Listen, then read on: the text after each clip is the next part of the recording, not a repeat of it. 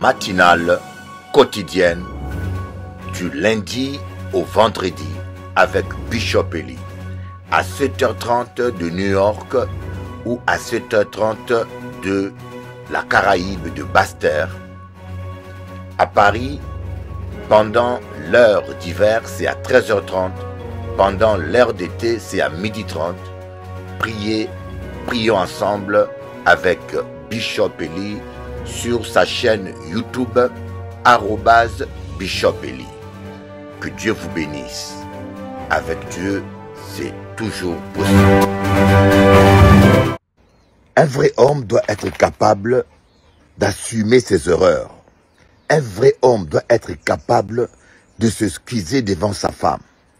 Un vrai homme doit être capable de s'humilier. Ce qui fait la grandeur d'un homme, c'est sa capacité de s'humilier, sa capacité de reconnaître ses torts. Mon fils, écoute bien ce que je te dis. Apprends à dire, chérie, pardonne-moi, je t'ai blessé, excuse-moi. Apprends à dire, chérie, j'avais tort, tu avais raison dans telle situation. Parce que lorsque tu reconnais tes torts, mon fils, ça ne te diminue pas, ça te valorise. Voyez?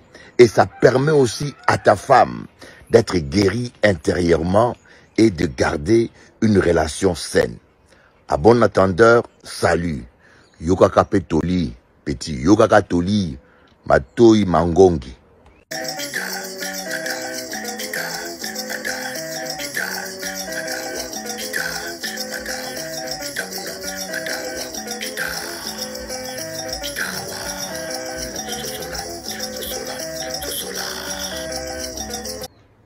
Pourquoi épouser une femme qui a connu trop d'hommes au lit est très problématique? Parce qu'il a plusieurs expériences. Quand tu épouses une femme qui ne connaît pas d'autres hommes, elle ne peut pas te comparer à quelqu'un d'autre. Elle va s'adapter à ta durée et à tes performances. Mais quand tu vas épouser une femme qui n'a pas été restaurée, parce que on peut avoir connu plusieurs hommes, mais on a pris le temps d'une restauration émotionnelle. Mais quand tu as une femme qui n'a pas été restaurée, qui garde les cadences de son passé, si son ex était une gorille qui faisait 2 heures non-stop, et toi tu ne peux faire que 30 minutes, tu es foutu, hein? Il faut prendre des Viagra, des fortifiants. Tu vas mourir, tu vas piquer une crise cardiaque. Attention à toi, jeune homme. C'est un avertissement. Écoute ceci, mon fils. Une femme est un être très émotif. Elle pleure facilement. Elle est très sensible. Elle craque facilement. Mais tu peux utiliser son côté émotif pour accroître l'amour entre vous deux, comme tu peux mal utiliser son émotivité pour te faire détester et te faire haïr. Tout dépend de toi. Sème le câlin, sème l'attention, elle t'aimera de plus en plus. Sème l'indifférence, la méchanceté des blessures, elle va te détester comme un serpent. Tout dépend de toi. C'est à toi de jouer.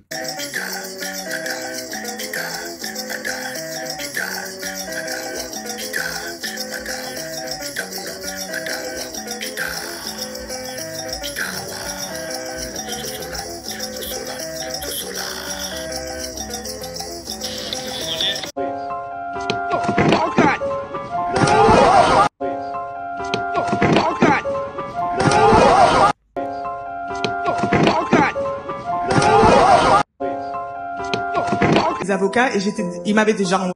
Avec mon mari, on a vraiment failli divorcer. On avait engagé la procédure avec les avocats et il m'avait déjà envoyé chez ma mère. À cause de cela, il y a plein de blessures, etc. Et forcément, quand c'est chaud, c'est là que tu vas commencer à convoiter.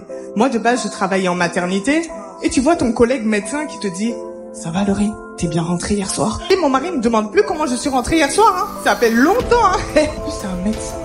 ben non, je suis mariée, je peux pas regarder un autre homme. Eh ben non. Effectivement, quand ça va être chaud, tu vas pouvoir penser à ces genres de choses parce que tu aimes par tes sentiments. Mais si tu décides d'aimer par choix, par décision, Christ a même aimé dans la douleur. Christ a même aimé malgré tout ce qu'on a fait, il nous a aimés. Et par choix, par décision. Oh, đứa này nó biết cái loại vậy. Tá, tá đúng mà, tá quẩy. Oh, đứa này nó biết cái loại vậy. Tá đúng mà, tá quẩy.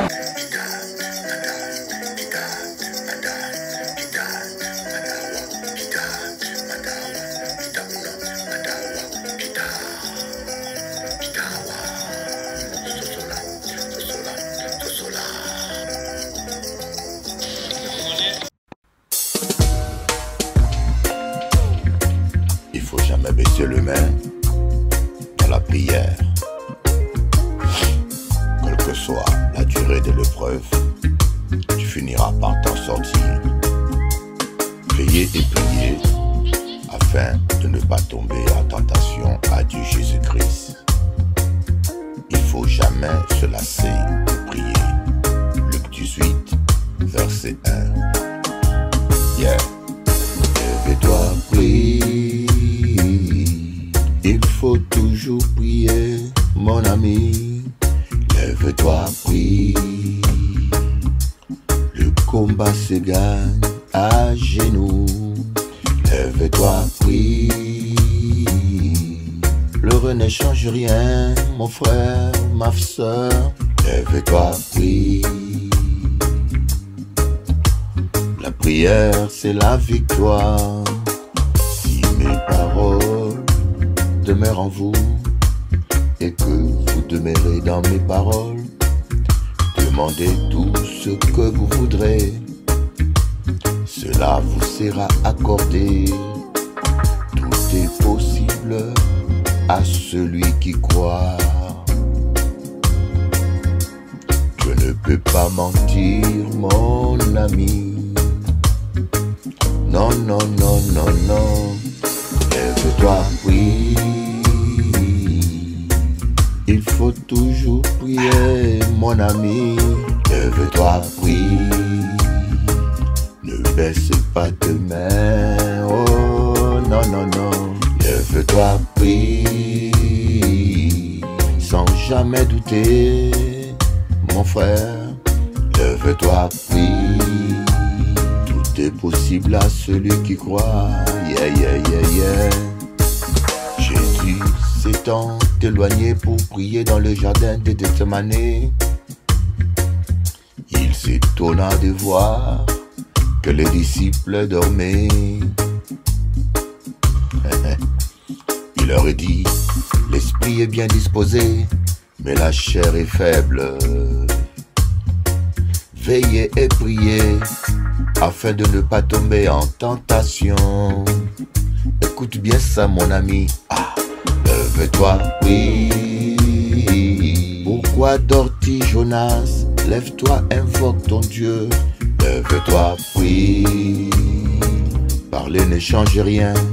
Critiquer ne change rien, non, non. Lève-toi, prie. La prière, c'est la clé de la victoire. Bonjour, chers amis téléspectateurs et chers amis auditeurs.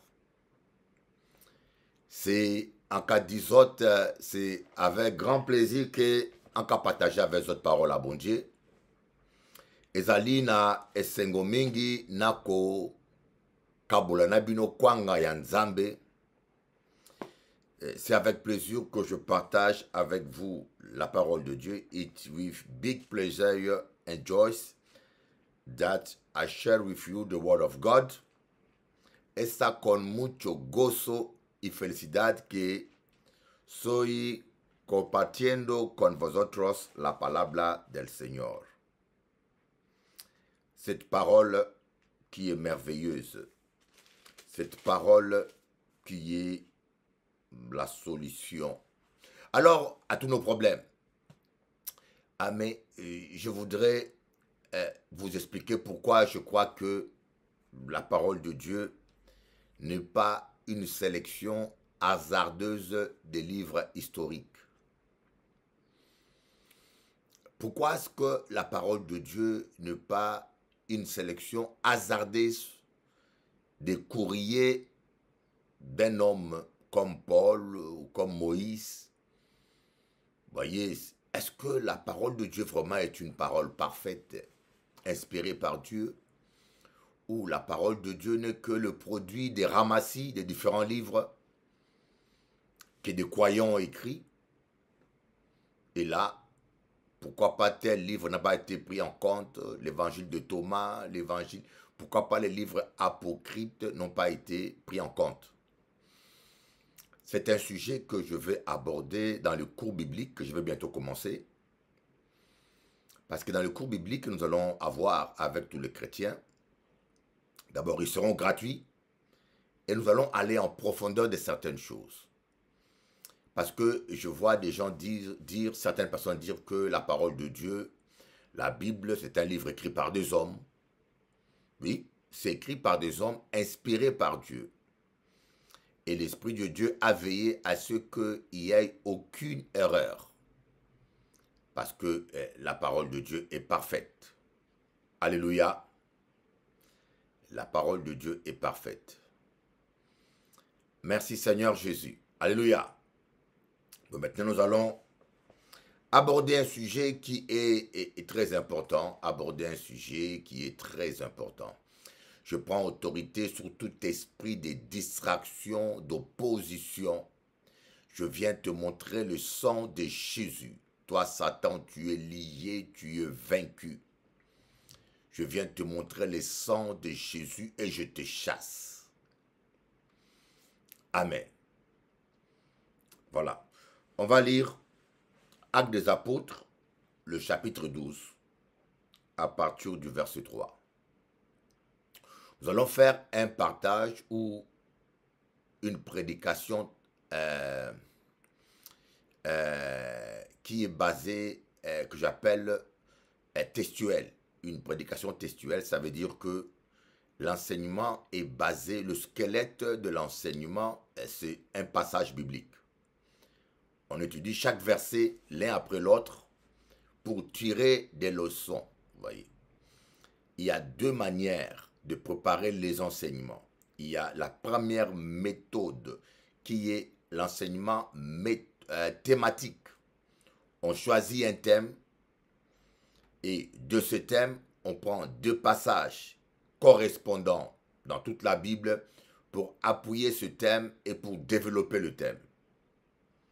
Bon, il y a deuxième méthode de préparer un enseignement que moi j'appelle textuel, c'est-à-dire on prend un texte de la Bible comme squelette de la prédication ou de l'enseignement et on étudie chaque verset de ce texte l'un après l'autre et dans chaque texte on tire des leçons et des enseignements pour soi et pour les croyants.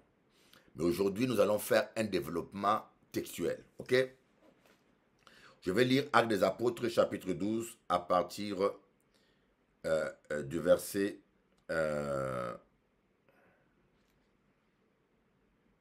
3. Voyant que cela était agréable, donc je commence à 2, hein, et il fit mourir. Et il fit mourir. Oui, je commence au verset 1 plutôt, d'accord? Vient le même temps, le roi Hérode se mit à maltraiter quelques membres de l'Église. Et il fit mourir par l'épée Jacques, frère de Jean. Voyant que cela était agréable aux Juifs, il fit encore arrêter Pierre. C'était pendant le jour de pain sans levain. Après l'avoir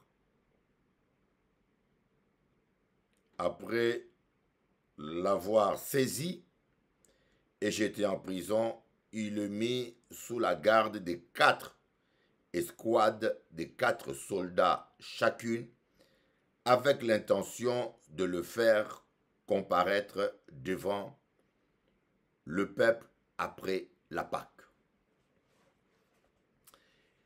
Et voilà, je vais commencer par vous dire, peut-être c'est une bonne nouvelle. Oui, je pense que c'est une bonne nouvelle, mais pour certains, ce n'est pas une bonne nouvelle.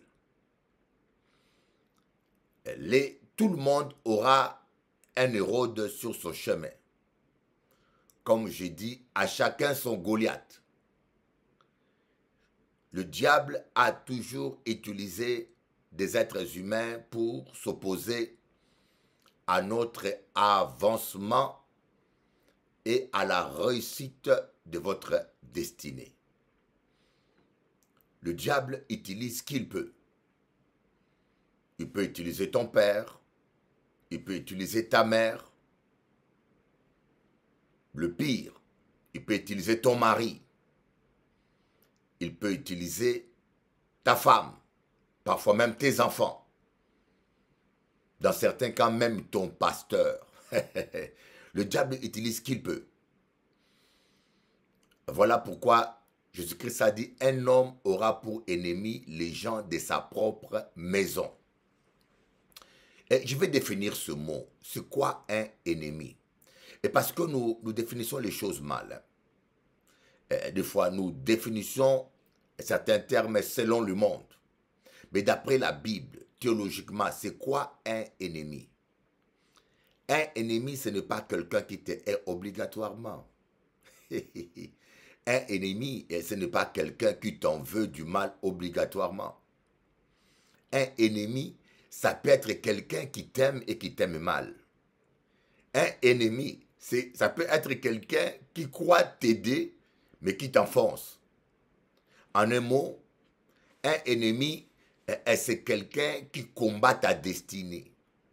Vous comprenez maintenant? Un ennemi, c'est quelqu'un qui combat ta destinée. Voilà pourquoi Jésus avait appelé Judas ami.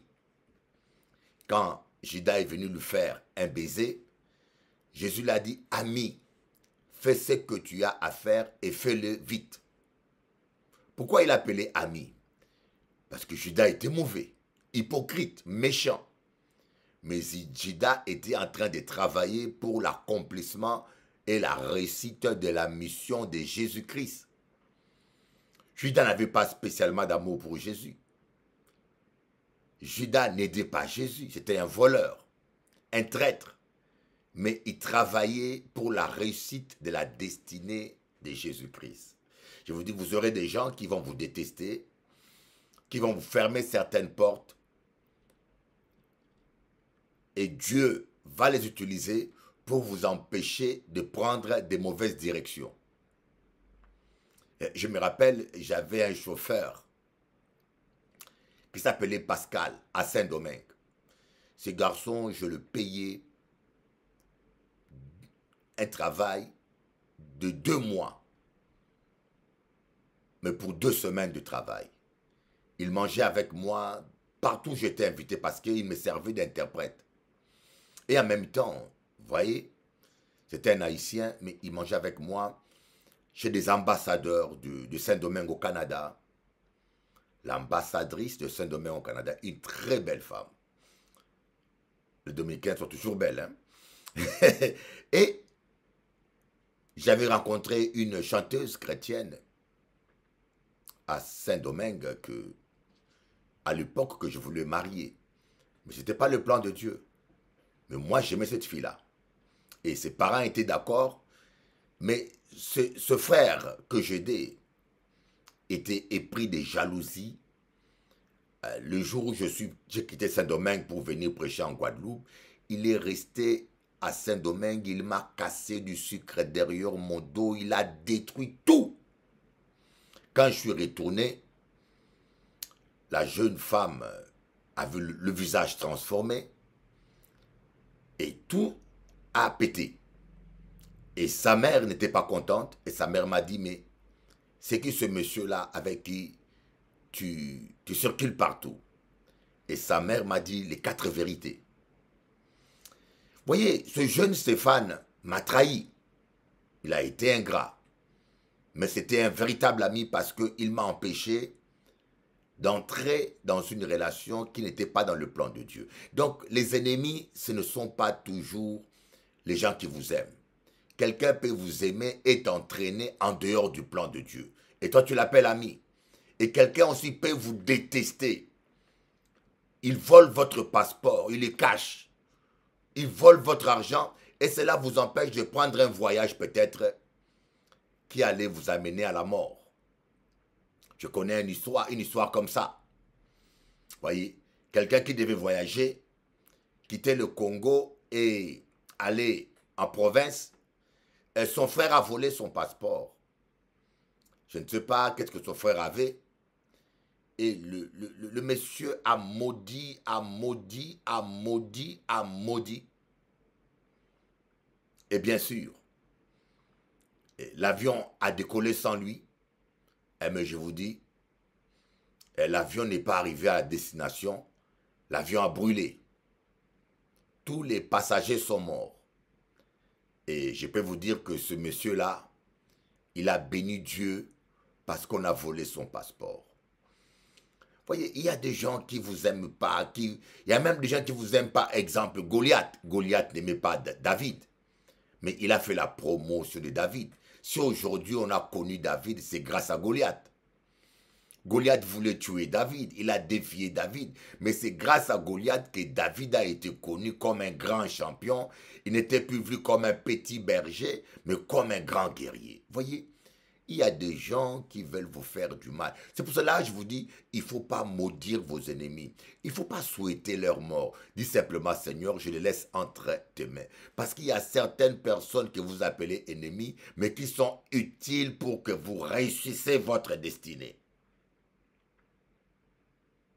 Je ne sais pas si vous comprenez la quintessence et la pertinence de ce que je suis en train de vous dire.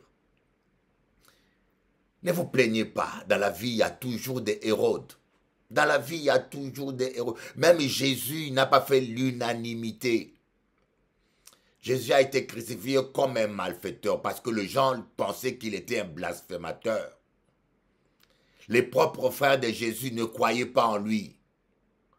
Et toi là, tu es toujours en train de te plaindre. Ah, on ne croit pas en moi, on ne croit pas en mon ministère, ah, on ne me considère pas. Ah, tu pleures. C'est parce que tu n'as, écoute-moi bien, tu n'as rien compris de la parole de Dieu. Tu n'as rien compris.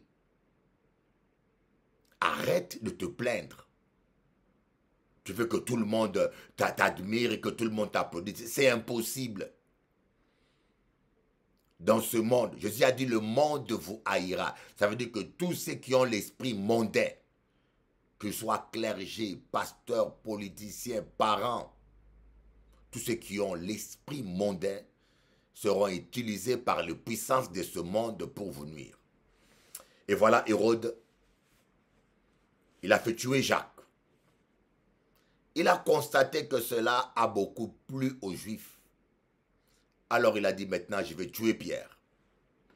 Il a fait arrêter Pierre et dans son programme, il voulait faire comparaître Pierre pendant la fête après la Pâque.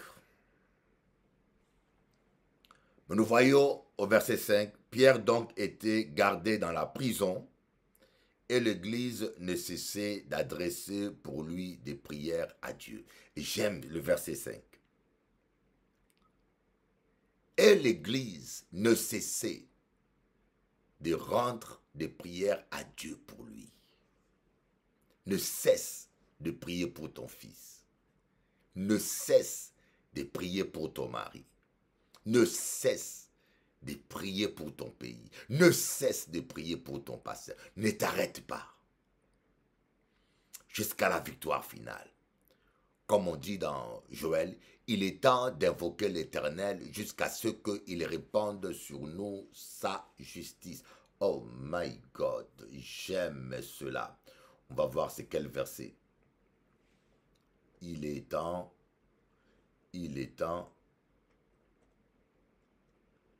d'invoquer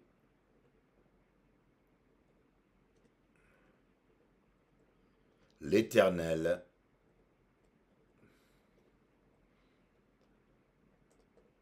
jusqu'à c'est qu'ils répandent Bible, voilà.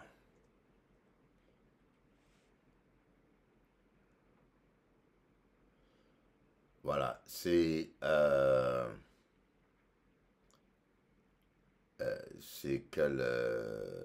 je vais voir, j'ai du mal à voir les petites écritures, excusez-moi, ça doit être Osée chapitre 10, verset 12.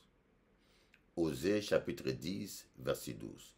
Il est temps de chercher l'Éternel jusqu'à ce qu'il vienne répandre pour vous la justice. Il est temps de chercher l'Éternel jusqu'à ce qu'il vienne répandre sur vous sa justice. Voyez, on prie jusqu'à ce qu'il répande sa justice. C'est quoi sa justice? Sa justice, c'est ton mariage. Sa justice, c'est ta prospérité. Sa justice, c'est ta délivrance. Sa justice, c'est ta guérison. Il est temps d'invoquer l'Éternel jusqu'à la victoire finale. Donc, mais il faut prier avec le discernement parce que quand Dieu répand sa justice, il met la paix en nous. Ouais, j'étais en train de prier pour une sœur, de faire une délivrance.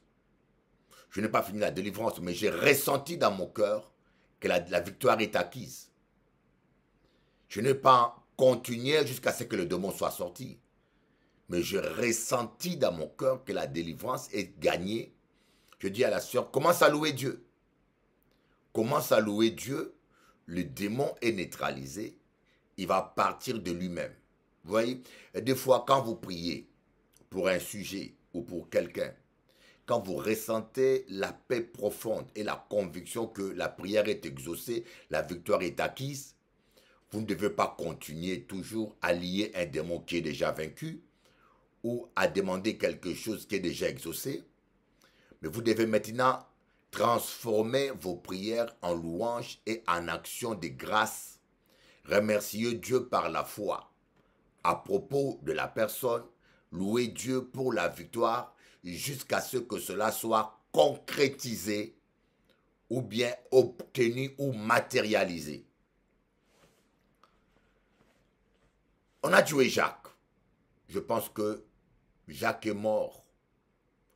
Ce n'était pas seulement à cause de la méchanceté des Hérodes, mais c'est parce que l'Église n'a pas prié. Beaucoup de chrétiens, Dieu vous demandera le sang de votre pasteur. Vous devez comprendre que votre pasteur, à cause de son engagement et de sa position, il devient la cible privilégiée des démons. Les attaques qu'un pasteur reçoit n'est pas du même niveau que les attaques que les simples chrétiens reçoivent. C'est comme dans une guerre. Les généraux dans une guerre sont les plus visés. Les commandants sont les plus vidés parce que quand on tue la tête, le général ou bien le commandant, la troupe est perdue. Donc le général est le plus visé. Donc une armée doit protéger ses généraux ou ses commandants. C'est la même chose. Dans le combat spirituel, les pasteurs sont beaucoup attaqués. Mais malheureusement aujourd'hui, beaucoup de chrétiens n'ont rien compris de cela. Ils prennent plaisir à critiquer les pasteurs, à rencontrer à tel pasteur est tombé, à tel... Mais est-ce que vous avez prié pour lui? Au dernier jour, Dieu demandera à beaucoup de chrétiens le sang de certains pasteurs et leaders qui sont tombés. Parce que Dieu t'a mis comme intercesseur et toi, tu es devenu un critiqueur. Quel plaisir y a-t-il qu'un pasteur soit tombé? Au lieu de mener deuil, de prier pour lui, d'intercéder pour lui, tu publies la nouvelle à tout le monde comme si c'était une très bonne nouvelle. Voyez, l'Église ne cessait de prier pour Pierre. Et nous allons voir le résultat. Mes amis, la prière est puissante. Prenez la prière au sérieux. Vous savez, il y a des choses que vous n'obtiendrez pas par l'imposition de main de votre pasteur. Il y a des démons qui ne partiront pas parce que votre pasteur a prié pour vous. Aujourd'hui, beaucoup de chrétiens sont devenus tellement fainéants. Ils ne prient pas chez eux à la maison. Ils ne lisent pas la Bible.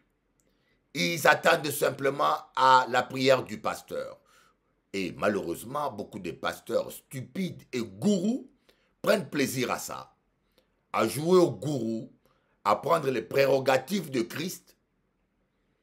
Nous, les serviteurs, nous devons amener les gens au pied du Seigneur, pas à notre pied.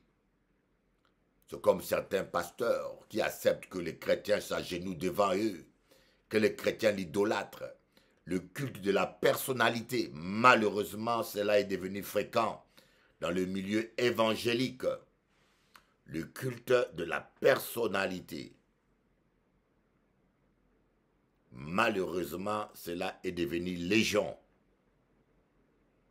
Voyez, on ne doit pas s'agenouiller devant un homme. Malheureusement, mes frères d'Afrique, avec nos coutumes, nos traditions, nous avons tout mélangé avec la Bible.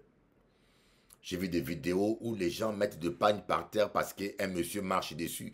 Honte à vous, vous les pasteurs, qui veulent l'honneur qui revient à Dieu.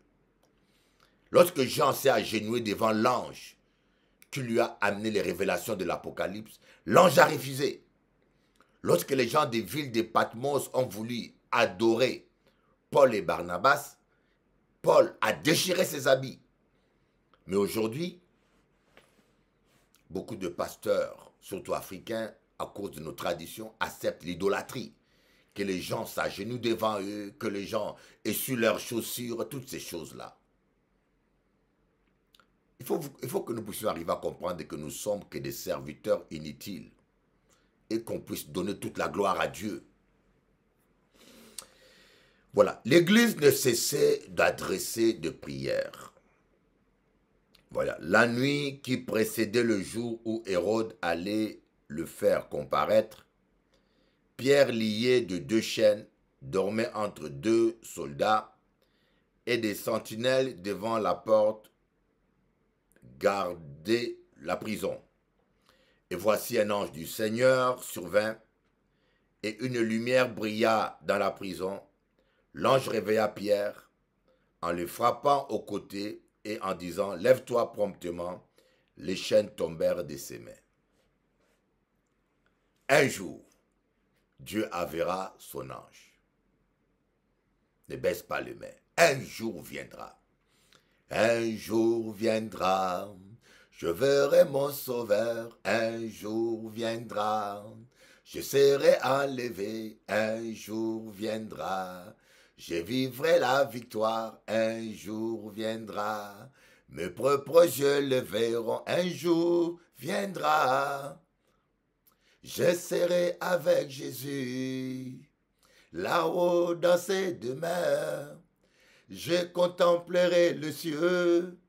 Oh, ces jours-là, papam, papam, papam, la tristesse disparaîtra. Voilà un chant que j'ai écrit il y a plus de 28 ans. Avec ma chorale Les Chantres du Christ, la première année que je suis arrivé en Guadeloupe. C'était le premier album que j'ai produit en Guadeloupe. Un jour viendra.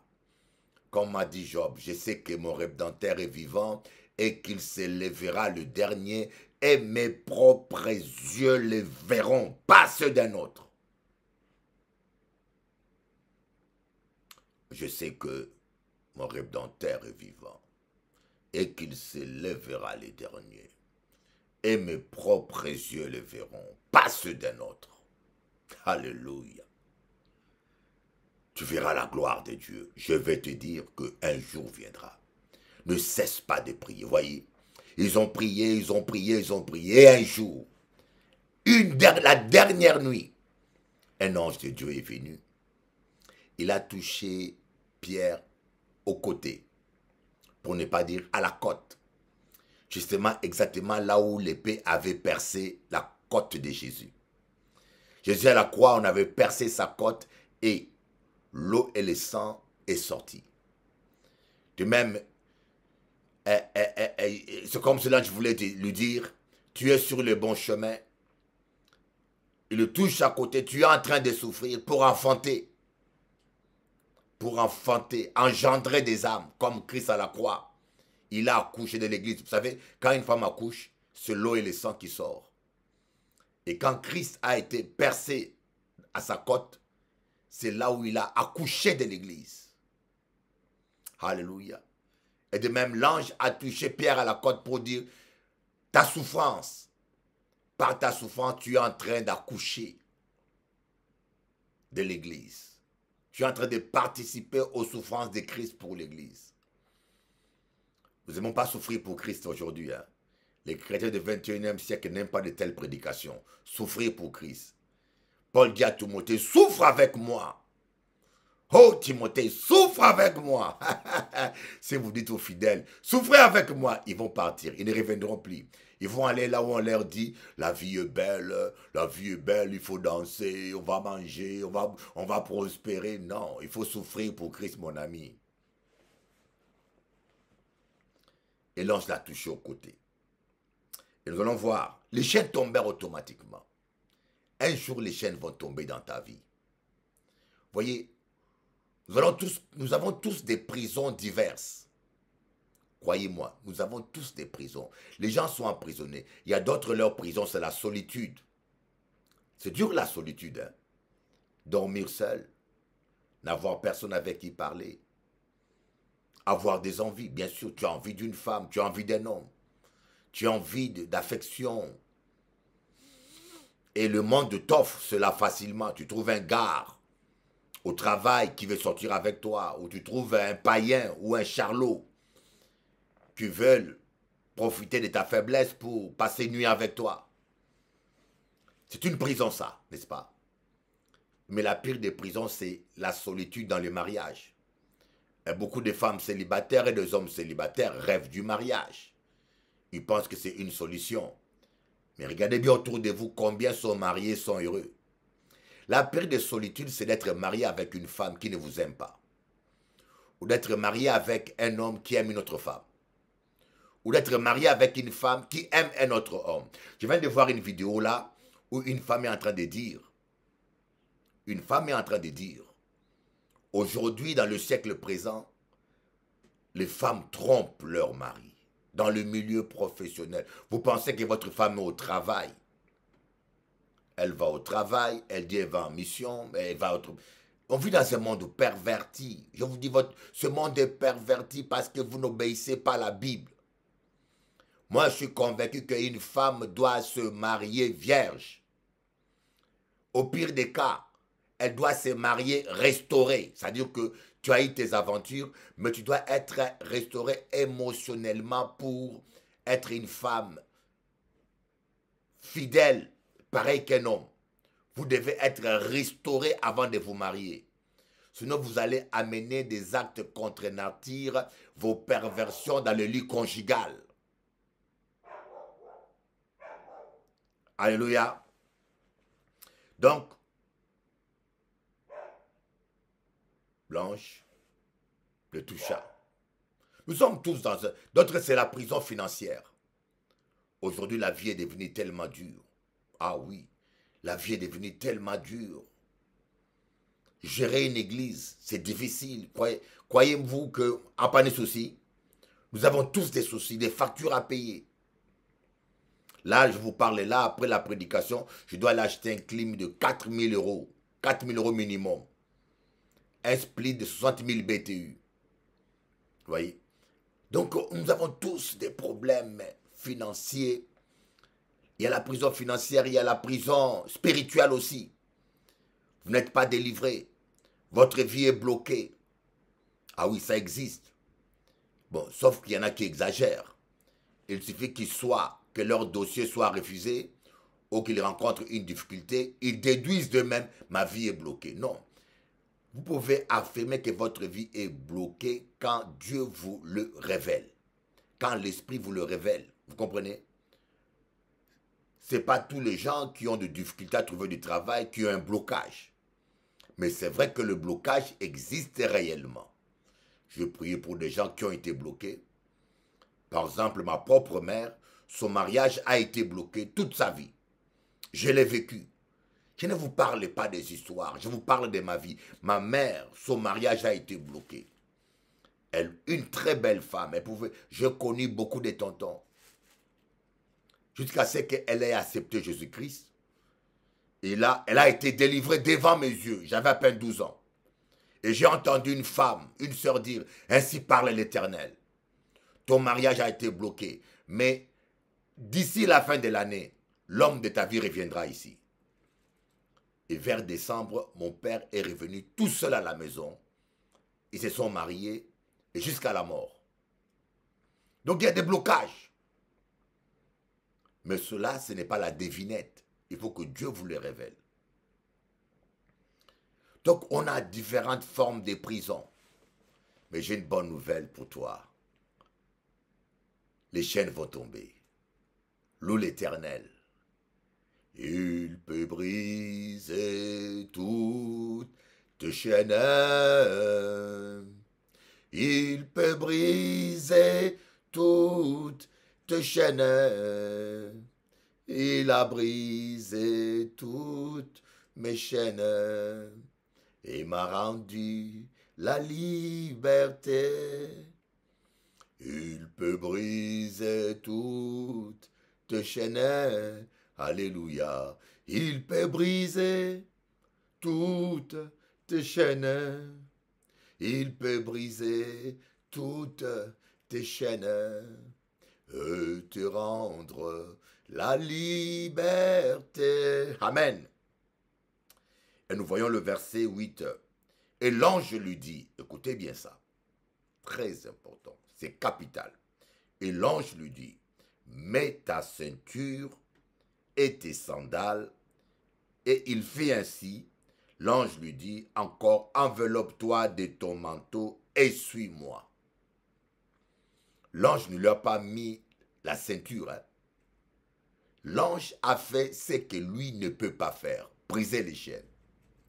Et après, l'ange lui a dit, maintenant toi-même tu peux le faire, mets ta ceinture, mets tes sandales et après, enveloppe-toi de ton manteau. Voyez, il y a des choses que Dieu ne fera pas pour vous, mon petit, hein, ma petite chérie. Il y a des choses que Dieu ne fera pas pour vous. Vous devez le faire vous-même. Jette ton filet. Jésus ne va pas jeter ton filet lui-même. Il a dit à Pierre, jette ton filet. Il a dit à Moïse, prends ton bâton, frappe la mer.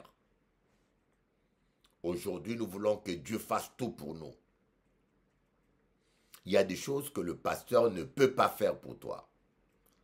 Dieu veut que toi-même tu puisses le chercher.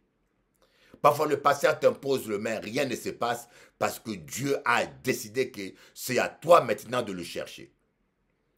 Et tu dis, mais le pasteur, pour moi, ça ne marche pas. Mais parce que Dieu a décidé maintenant que tu as grandi, tu dois apprendre toi-même ton biberon, à prendre du lait dans le gobelet et à boire. Ce n'est pas au pasteur de te mettre le biberon dans la bouche. Tu es devenu un vieux garçon. L'ange a dit, mets ta ceinture. Voyez, c'est la première condition. Si vous voulez marcher avec le Seigneur, vous devez mettre votre ceinture. Si vous voulez marcher avec le Seigneur, vous devez marcher dans la vérité. Mets ta ceinture, mon ami. Trop de chrétiens aujourd'hui vivent dans le mensonge. Je vous dis la vérité. Vous serez choqués. Trop de chrétiens aujourd'hui vivent dans des mensonges, des véritables menteurs. Voyez, un exemple, tu voles un héritage. Moi, je connais quelqu'un qui a été maudit comme ça. Il a volé l'héritage de son frère. C'est-à-dire que les parents sont morts et ils ont laissé un terrain. Au lieu de déclarer à son frère la vraie superficie du terrain, il a déclaré la moitié. Et la moitié, ils l'ont coupé en deux avec son frère. Et l'autre partie, il a volé. Et quand son frère l'a appris, son frère l'a maudit. Son frère est allé voir les sorciers. Ils ont envoyé un sort contre son grand frère. Les problèmes d'héritage. C'est terrible, hein? Même aux Antilles. Oh, regardez le nombre de maisons abandonnées parce que les héritiers ne sont pas d'accord. Ils ne sont pas tellement d'accord, qu'ils sont tellement fâchés qu'ils préfèrent que la maison tombe en ruine. Croyez-moi, commencez à compter les maisons abandonnées, vous serez choqués. Des maisons qui vaut 500 000 euros, 400 000 euros, mais dans des quartiers riches, dans des quartiers chers. Mais personne n'habite la maison. Pendant 10 ans, la maison est en train de tomber en miettes, en ruine, parce qu'une maison inoccupée meurt. Mais les héritiers préfèrent que la maison meure, que personne n'hérite. Mon Dieu, l'héritage, l'argent rend les gens fous. Là, je dis que si vous êtes chrétien, vous aimez l'argent plus que Dieu, vous n'êtes pas mieux qu'un païen. Vous n'êtes pas mieux qu'un païen. Vous êtes un païen évangélique. Un païen qui chante des cantiques, un païen qui vient à l'église, un païen qui lit la Bible, mais vous restez un païen.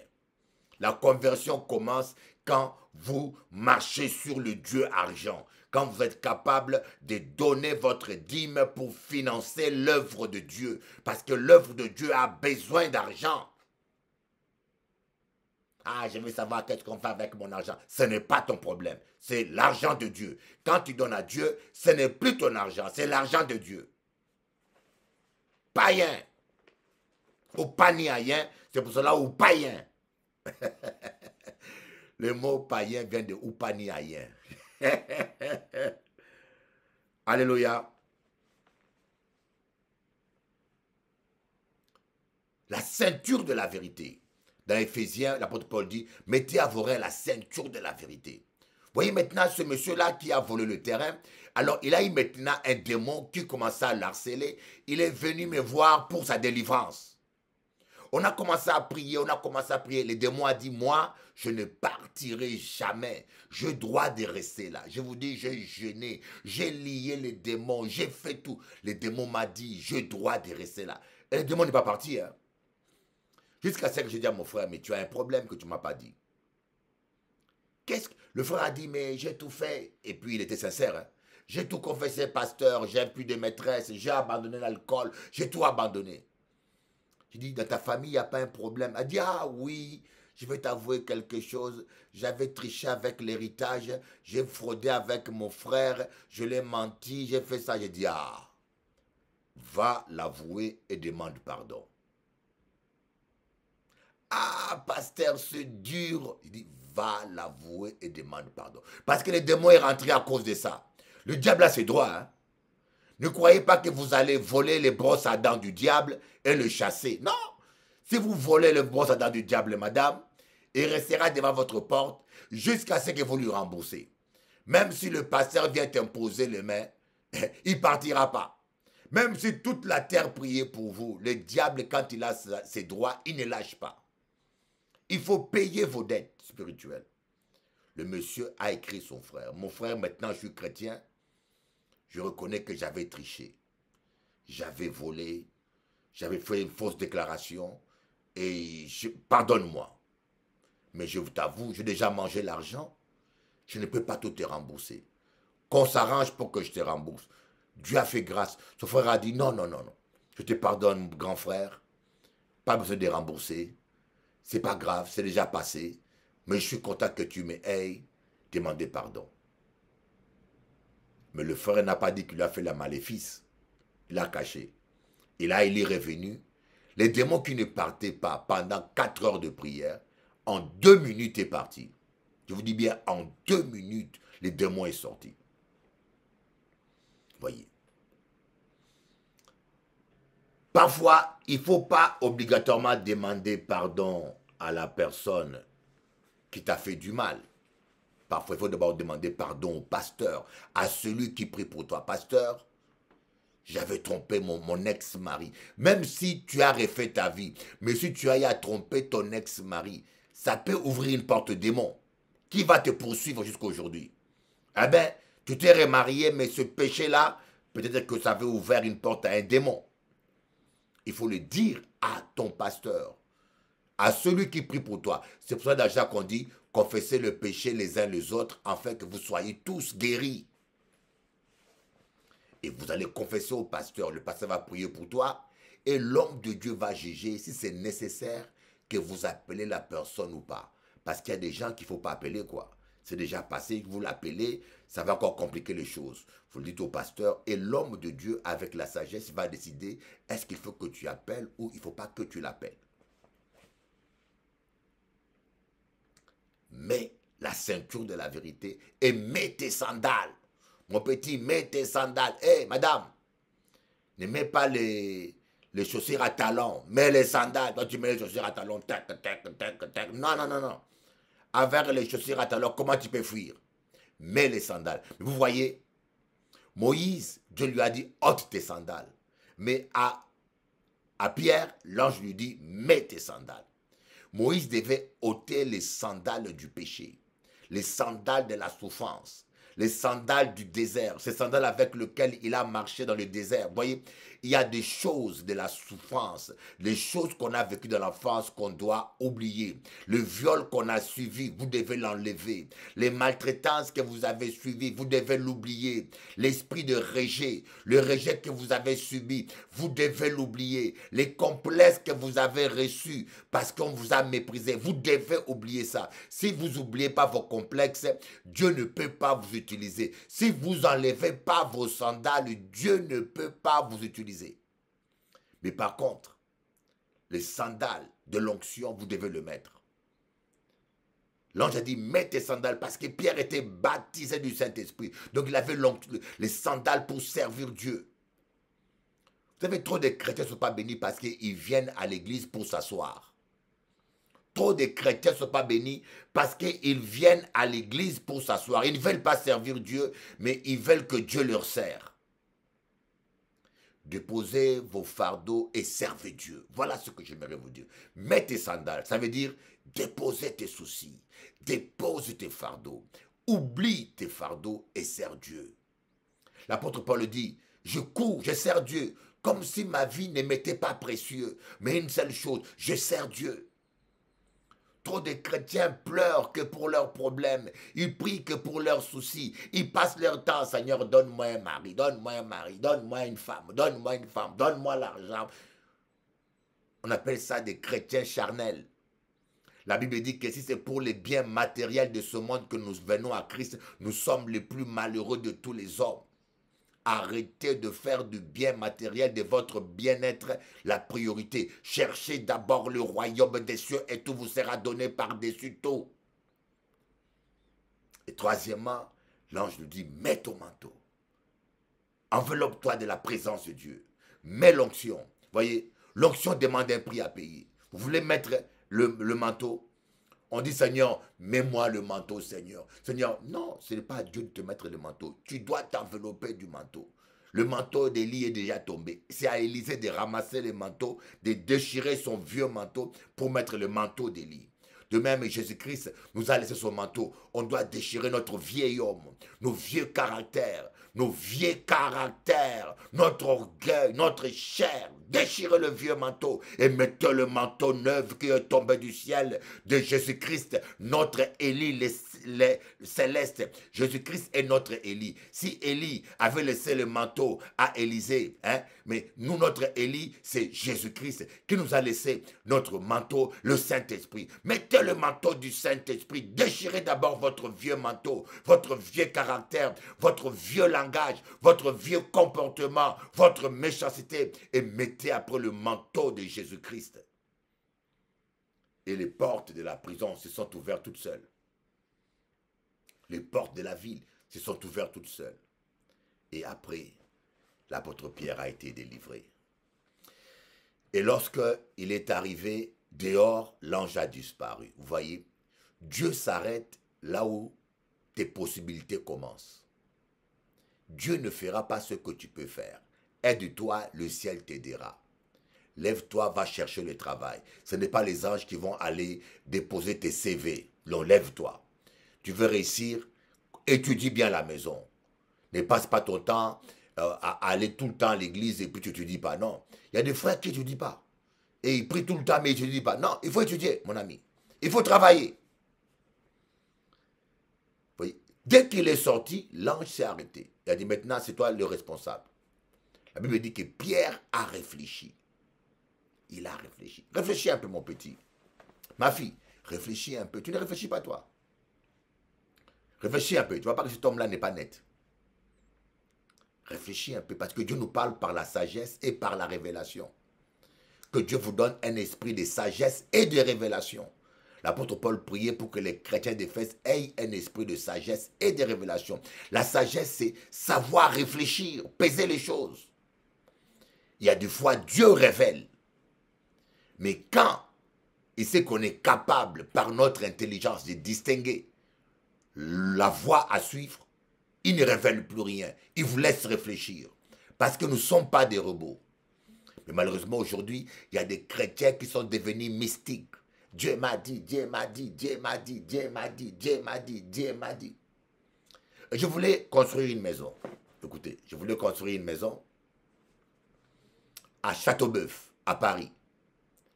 L'agence m'a amené voir le terrain. J'ai vu le terrain.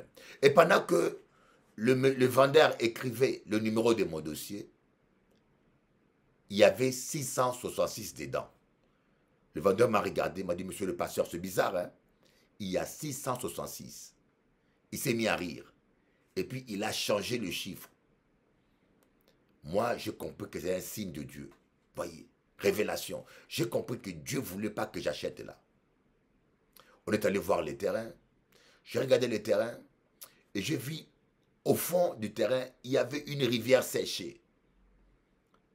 J'ai réfléchi. J'ai dit, monsieur, la rivière, ah oui, il y avait une rivière là, mais ça séchait. Mais j'ai compris que le terrain était inondable. J'ai réfléchi, j'ai compris que le terrain était inondable. Voilà pourquoi Dieu ne voulait pas que je prenne. J'ai abandonné les dossiers. Ils m'ont rappelé, j'ai dit, niet, je n'achète pas. Parfois, il faut réfléchir, chrétien. Tu vas aller ouvrir un restaurant dans une courbure d'une autoroute. Qui va regarder ton restaurant? Il y a beaucoup de chrétiens qui ne réfléchissent pas. Pardonnez-moi les mots. Il y a certains chrétiens qui sont tellement stupides, plus stupides que des chaussettes. Ils n'ont pas qu'à réfléchir. Non. L'esprit de révélation. Mais l'esprit de révélation n'est pas contre la sagesse. C'est l'esprit de sagesse et de révélation. Il faut réfléchir. Le monsieur là avec qui tu veux te marier, tu vois bien que c'est un coureur. J'ai une dame là, je lui ai dit, écoutez, tu veux te marier avec un monsieur, tu le surprends au lit, en train de coucher avec une fille, et tu veux malgré tout le marier. Tu ne vois pas que le monsieur était un problème. Il y a des signes qui ne trompent pas. Tu n'as pas besoin que Dieu te dise que ce n'est pas la bonne personne. Il y a des signes qui ne trompent pas. Ah, maman. Beaucoup de chrétiens se sont mariés avec des sorcières et des chrétiennes avec des sorciers. Parce que vous êtes aveugle, vous ne voulez pas réfléchir. Il faut réfléchir. Quand l'apôtre Pierre a réfléchi, il a compris qu'il faut que j'aille dans telle maison, chez telle sœur. Il est allé, il a toqué et il s'en est sorti. Voilà un peu ce que je voulais partager avec vous. Priez, priez, priez, priez sans cesse. Vous allez y arriver. Dieu est grand. On va écouter quelques louanges à la gloire de Dieu.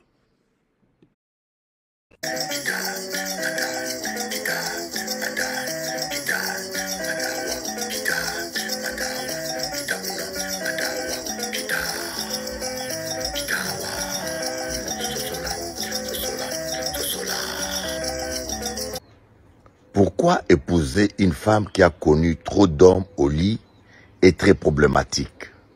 Parce qu'il a plusieurs expériences.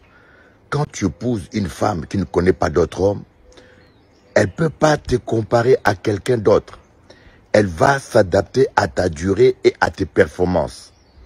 Mais quand tu vas épouser une femme qui n'a pas été restaurée, parce que on peut avoir connu plusieurs hommes, mais on a pris le temps d'une restauration émotionnelle. Mais quand tu as une femme qui n'a pas été restaurée, qui garde les cadences de son passé, si son ex était une gorille qui faisait 2 heures non-stop. Et toi, tu ne peux faire que 30 minutes. Tu es foutu, hein? Il faut prendre des Viagra, des fortifiants. Tu vas mourir, tu vas piquer une crise cardiaque. Attention à toi, jeune homme. C'est un avertissement. Écoute ceci, mon fils. Une femme est un être très émotif. Elle pleure facilement. Elle est très sensible. Elle craque facilement.